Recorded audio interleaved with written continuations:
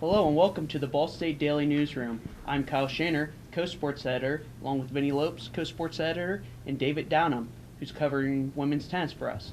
Guys, welcome back for another edition of Chirp TV, our first one this spring semester. We'll start out with you, Vinny. Men's volleyball team game prepared to play one of the top-ranked teams in the nation in number 4 Stanford this weekend.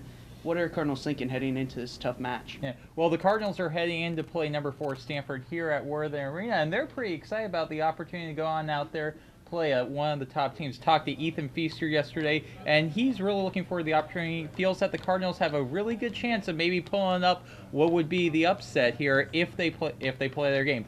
And one of the biggest things for Ball State is that this is going to be their first game of the regular season. Stanford has already played 6.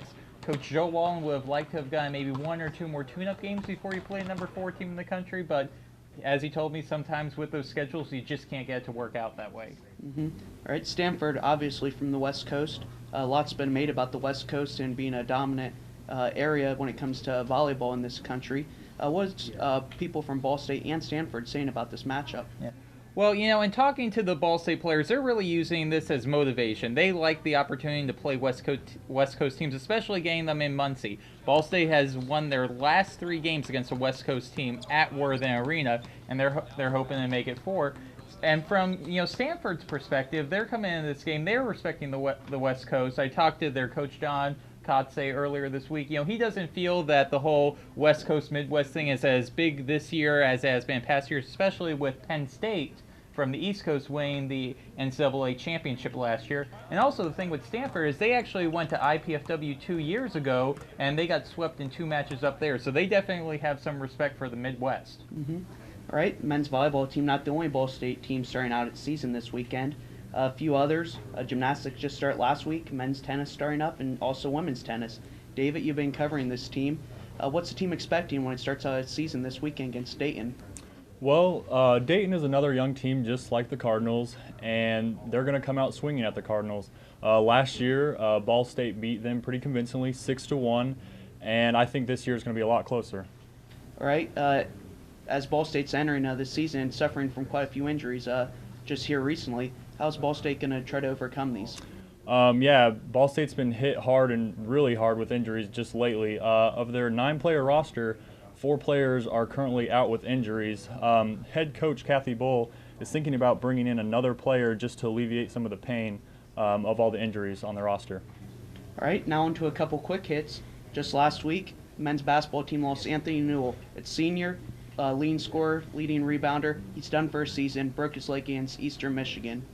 Guys, what do you think the men's basketball team's going to do now without their leading scorer, even though they beat Eastern Michigan and then won their next game against Northern Illinois? Yeah. Well, the good thing for the Cardinals this year is that it is a down year for the MAC West. Bad thing is it's a really good year for the MAC East. So, I would expect this Cardinals team, though, to hang around, maybe finish the conference season 500 and possibly get into a quarterfinal matchup of the MAC tournament. All right, David? I'm predicting the same thing, right about 500. I don't see the basketball team rallying behind this injury like the football team did with Dante Love, but like I said, I'm thinking they're going to finish just under 500. All right, guys, like we've said before in this episode, spring semester's just started. What should Ball State fans be looking out for as the months go and the semester plays out? Yeah. Well, the one thing that fans should probably be looking out for that no one's probably talking about is the women's golf team. This team was able to get a couple big wins in the fall season, able to win a tournament in Iowa, the Iowa Invitational, defeating 3 Big Ten teams. Talking to Coach Catherine Mowat, she feels that this is one of the better teams Ball State has ever had and could compete for a MAC championship. Like Vinny said earlier, I think you should really watch out for the men's volleyball team starting this weekend with an upset over Stanford.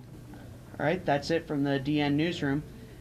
Be sure to check out the Ball State Daily News and BSUDailyNews.com for continuing updates about Ball State athletics. I'm Kyle Shaner alongside Vinny Lopes and David Downham. Have a great weekend, Muncie.